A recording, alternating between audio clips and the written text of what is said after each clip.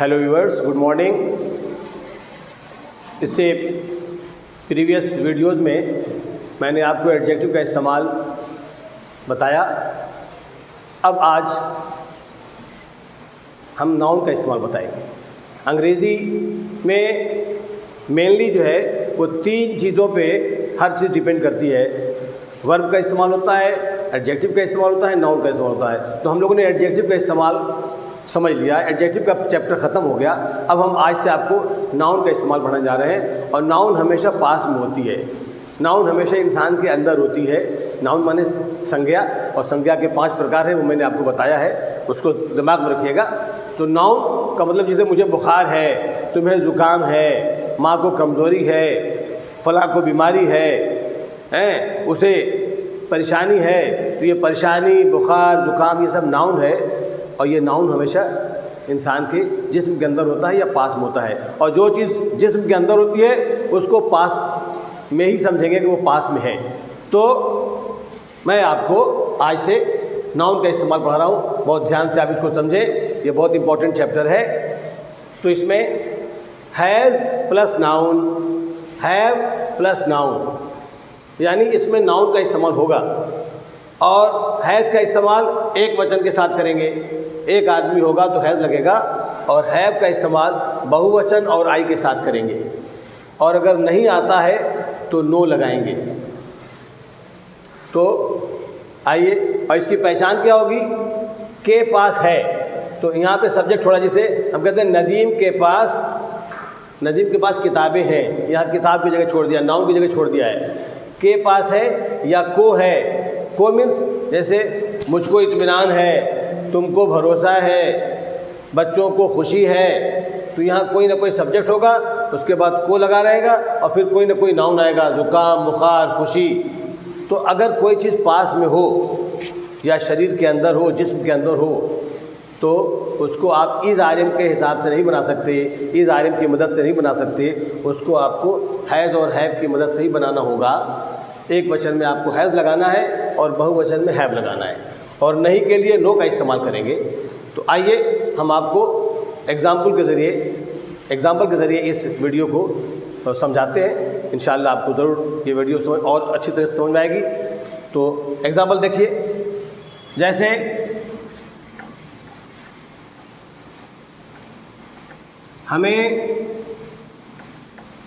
हमें बुखार है।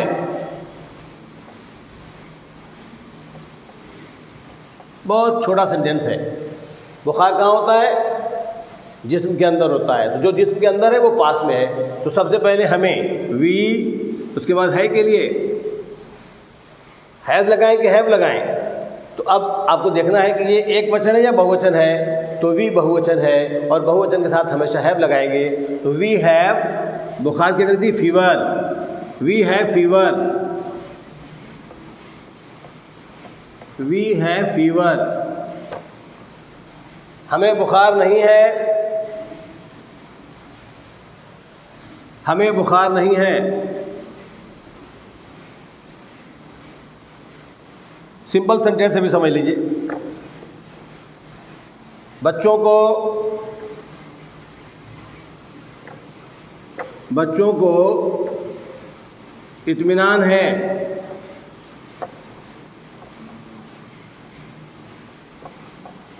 ये इत्मीनान कहाँ होता है? पास में होता है, मन के अंदर होता है। तो जो चीज़ मन के अंदर है, शरीर में है, वो आपके पास है। तो बच्चों को इत्मीनान है, इत्मीनान पास में होता है। ये इज़ आरिम से नहीं बनेगा, ये हैज़ और हैव की सहायता से बनेगा। तो पहले बच्चों को, चिल्ड्रेन है के लिए, अब देख लीजिए बच्चे बहुवचन है तो हम हैव लगाएंगे, चिल्ड्रेन हैव। इत्मीनान की अंग्रेजी होती है satisfaction. Children have satisfaction, satisfaction. Children have satisfaction.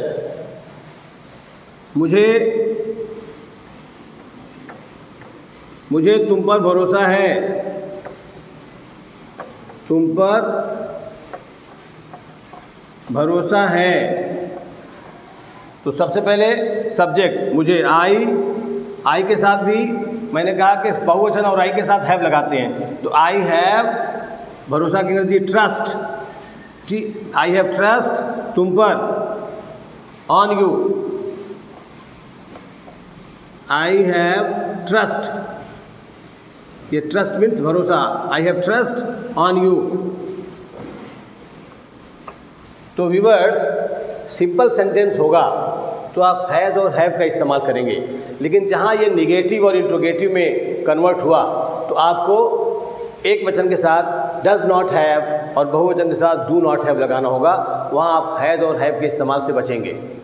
हालांकि आप वहाँ भी हैज़ और हैव लगाएं तो आपका काम चल सकता है, लेकिन जो एक्सपर्ट हैं, जो बड़े बड़े ग्रामेरियन हैं, वो ये कहते हैं कि जैसे ही पास वाले सेंटेंस में नॉट और क्या क्यों आए तो वहाँ एक वचन के साथ डज नॉट हैव और बहुवचन के साथ डू नॉट हैव का इस्तेमाल होना चाहिए।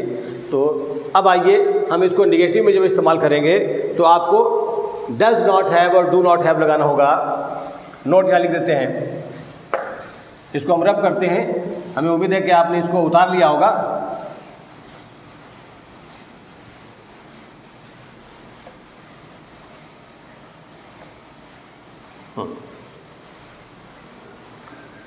तो नोट,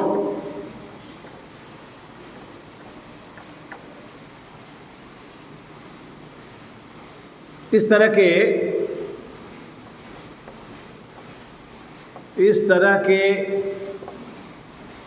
वाक्यों में, इस तरह के वाक्य अगर नकारात्मक हो जाएं, अगर नकारात्मक या प्रश्नवाचक, अगर नकारात्मक या प्रश्नवाचक हो जाएं तो एक वचन के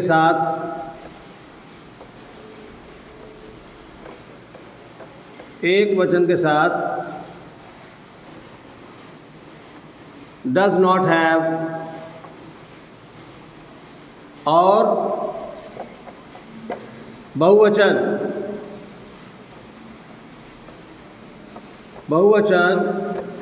और आई के साथ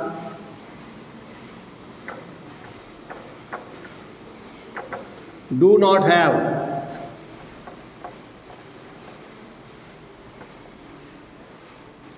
डू नॉट हैव का इस्तेमाल करेंगे।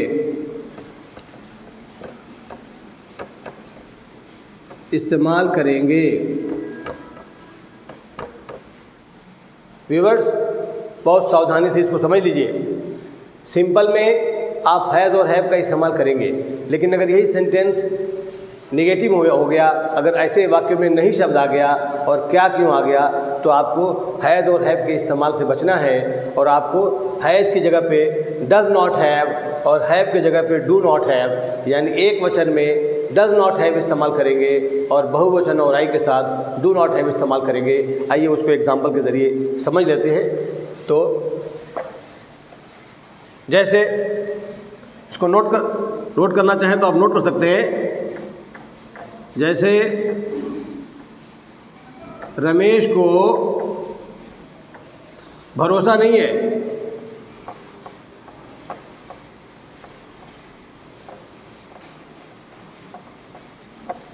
आमतौर से बच्चे इसको है से बनाना चाहेंगे, रमेश हैज़ नो ट्रस्ट, तो बन जाएगा।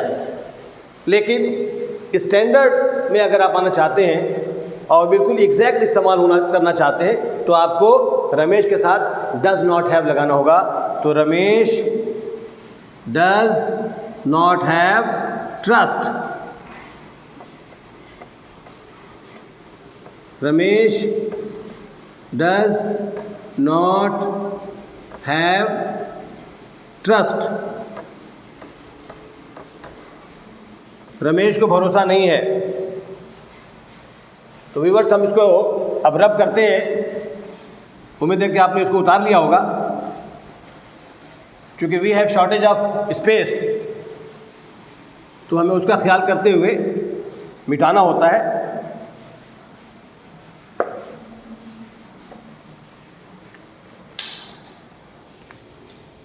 अगर क्या पहले आ जाए, जैसे क्या बच्चों को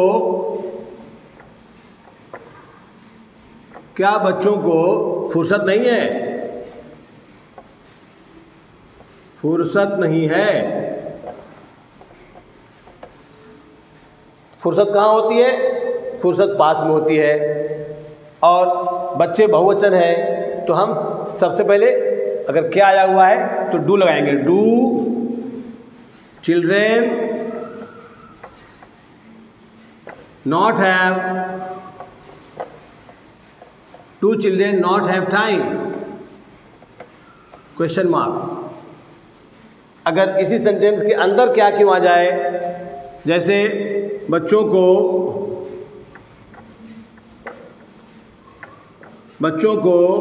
फुर्सत क्यों नहीं है,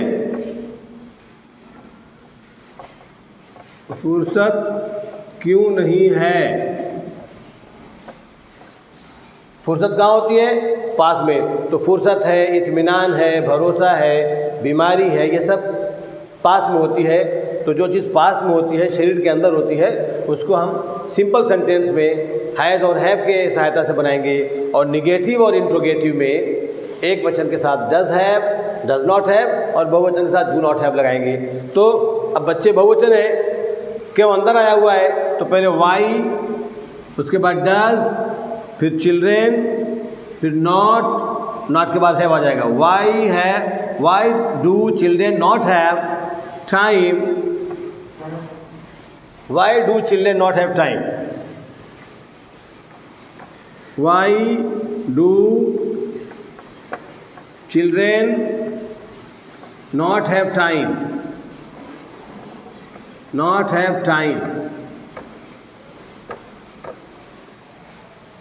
तो व्यूअर्स, आपने ध्यान दिया होगा और आपको ध्यान देना पड़ेगा कि पास के लिए हैज़ और हैव का इस्तेमाल करते हैं और पास ही के लिए डज हैव और डू हैव भी लगाते हैं।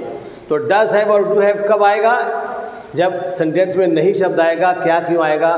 तो एक वचन के साथ डज नॉट हैव, बहुवचन के साथ डू नॉट हैव। लेकिन अगर सिंपल है तो आप एक वचन में हैज़ और बहुवचन में हैव का इस्तेमाल करेंगे।